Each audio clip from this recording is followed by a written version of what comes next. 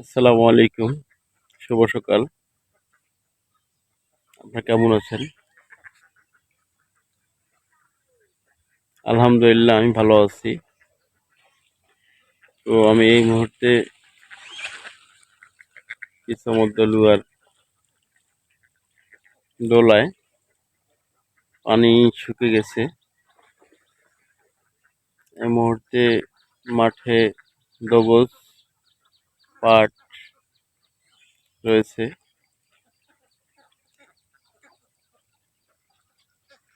তো বর্তমান সময়ে মানুষ রোয়া লাগাচ্ছে। স্বর্ণ পাস, গুটি স্বর্ণ। পানি কিন্তু আকাশের হচ্ছে না। পানি 2-3 দিন থেকে বন্ধ হচ্ছে না, তবে রাতে একটা করে হচ্ছে একটু করে। তো দেখতে পাচ্ছেন যে মাঠগুলোতে এখন ট্রাক্টর দিয়ে হাল চাষ করা হচ্ছে, জাবর দেওয়া হচ্ছে। কৃষকরাও খুব ব্যস্ত। পাট ধোয়া, ধান লাগা, রোপণ করা, লাইন করা, খুবই ব্যস্ত।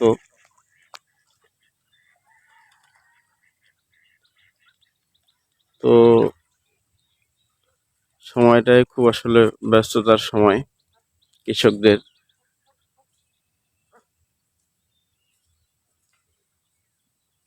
সবাই কর্মে ব্যস্ত। আর এবার কয়েকদিন থেকে রোদটাও খুব হচ্ছে, টেম্পারেচার বেশি।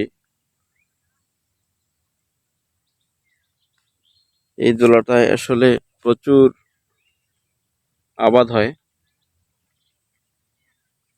অনেক আবাদ হয়।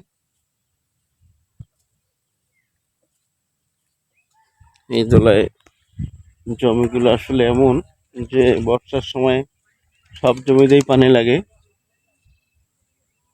এবং এই জমিগুলোতে রবি শস্য ভালো হয়। ভুট্টা, সরিষা, আলু, বিভিন্ন ধরনের রবি শস্য হয়। এই জমিগুলো তো আপনাদের সবগুলো হয়, তাই না? না, এই এই আসলে মানে সবাইয়ের কথা বলতেছি। এই জমিগুলো এমন একটা জমি যে আপনার আমনের সময় আমন হয়, বড়োর সময় বড় হয়, এবং ওই সময় আপনার ভুট্টাও হয়, হয় না?